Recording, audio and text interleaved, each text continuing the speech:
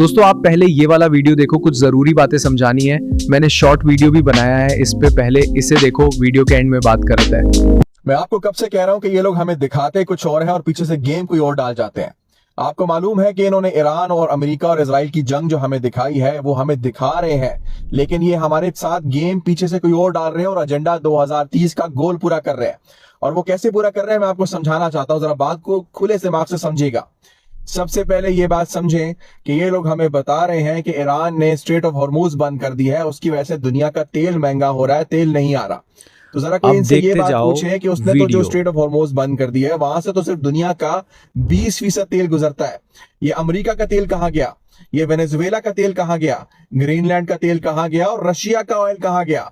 ये लोग हमें बेवकूफ बनाते हैं। अब मैं आपको समझाता हूं कि ये कर क्या रहे हैं हमारे साथ। हमारे ऊपर इस वक्त कोविड 2.0 आ रहा है, 2.0 आ रहा है। और जरा बात को समझिएगा कि ये लोग सिर्फ इस दफा बीमारी रिलीज नहीं कर रहे, लेकिन हमारे ऊपर लॉकडाउन लगाने वाले हैं।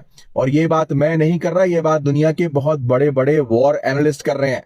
आपको याद होना चाहिए कि ईरान के ऊपर हमला किसने किया, अमेरिका ने किया, और सारा प्लान करके किया। हमें दिखाया जा रहा है कि ईरान और कुछ समझ आ रहा है, देखते जाओ में हो रही है, लेकिन उसका बहाना बनाते हुए इन्होंने दुनिया के अंदर ऑयल महंगा कर दिया है। अब आप आने वाले टाइम में देखेंगे, ये कोई मैं प्रेडिक्शन नहीं कर रहा, ये दुनिया के एनालिस्ट बोल रहे हैं कि अभी हम स्टेज 1 के ऊपर चल रहे हैं, जहां पर हमारे ऊपर पेट्रोल की कीमतें बढ़ा दी जा चुकी हैं। हमें बोला जा चुका है कि अब हमारे पास पेट्रोल बहुत कम है। अगला स्टेज जो हमारे ऊपर आने वाला है स्टेज 2, उसमें यह बताया जाएगा कि अभी आप ऐसे करें, घर से काम करें, क्योंकि पेट्रोल की बहुत ज्यादा कमी होने वाली है। फिर आएगा स्टेज 3, जब हमें यह पूछा जाएगा हमसे कि भाई तुमने पेट्रोल लेना है तो क्यों लेना है, हमें प्रूफ करो कि तुम पेट्रोल किसी काम के लिए ले रहे हो जिसकी बहुत ज्यादा जरूरत है। और स्टेज 4 जो हमारे ऊपर आएगा वो आएगा कि भाई आप घर पे बैठ जाओ, तुमने काम पर भी नहीं जाना, तुमने बाहर घूमने भी नहीं जाना, इसलिए कि पेट्रोल आप किसी को नहीं मिल रहा, ऑयल और डीजल किसी को नहीं मिलेगा, वो सिर्फ एम्बुलेंस के लिए, सिर्फ जहाजों के लिए और सिर्फ दिफाई इदारों के लिए होगा। इससे ये लोग एक और मकसद अचीव कर रहे हैं। ये लोग हमें डरा रहे हैं कि हमारी जो पेट्रोल की गाड़ियां हैं, हमारी जो पेट्रोल की मोटरसाइकिलें हैं, ये आगे हम लोग अफोर्ड नहीं कर पाएंगे, क्योंकि पेट्रोल अभी इतना महंगा हो गया तो आगे कितना महंगा होगा।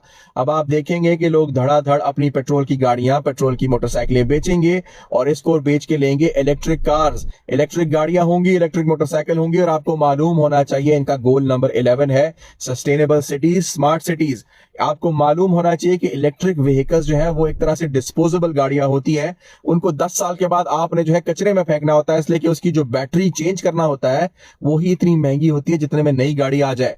इसलिए ये लोग हमारे ऊपर इलेक्ट्रिक कार्स बेचेंगे, ये मजबूर करेंगे हमें, इसलिए कि इलेक्ट्रिक कार्स के अंदर एक सॉफ्टवेयर अपडेट करने से आप पूरा कंट्रोल कर सकते हो।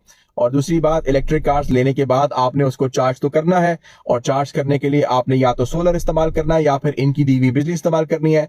अगर ये बिजली बंद कर दें, अगर ये सोलर के चार्जेस बहुत बढ़ा दें, तो आप लोग अपनी गाड़ी चार्ज नहीं कर पाओगे। इनका एंड गोल तो यही है कि 15 मिनट की स्मार्ट सिटीज बनाई जाए जहां पर आपके पास गाड़ी की सहूलत ही ना हो। और ये करने वाले हैं हमारे साथ 2030 के खत्म होने तक। ये मैं नहीं कह रहा, ये लोग खुद बोल रहे हैं। वर्ल्ड इकोनॉमिक फोरम की वेबसाइट पर जाके देख लें, आपको हर एक चीज सफेद और पानी की तरह नजर आ जाएगी कि ये लोग हमारे साथ करने क्या वाले हैं।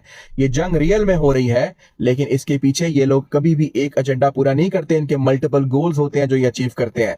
इसका सोल्यूशन मेरे भाई सिर्फ एक सोल्यूशन है, हमें दोबारा जमीन से जुड़ना पड़ेगा, हमें दोबारा गांव की तरफ शिफ्ट होना पड़ेगा, हमें दोबारा ऑर्गेनिक जिंदगी गुजारनी पड़ेगी, साइकिल की तरफ आना पड़ेगा, मैनुअल मशीन्स की तरफ आना पड़ेगा। हम जितना भी इनके सिस्टम के अंदर इंटीग्रेट करेंगे उतना हम फंसते जाएंगे। याद रखें 2030 तक जो बंदा इस सिस्टम से ना निकला इनके, वो इतनी बड़ी और गंदी गुलामी के अंदर जाएगा कि उसको रोने के लिए भी मौका नहीं मिलेगा। मैं अपनी कोशिश कर रहा हूं सिस्टम से निकलने की, सवाल आप पे बनता है कि आप कितना कोशिश कर रहे हो। आप 2030 का इंतजार करोगे, इस जेल का इंतजार करोगे, या फिर आप आज से कोशिश करोगे कि अगले आने वाले 1-2 साल में निकल जाओ इससे।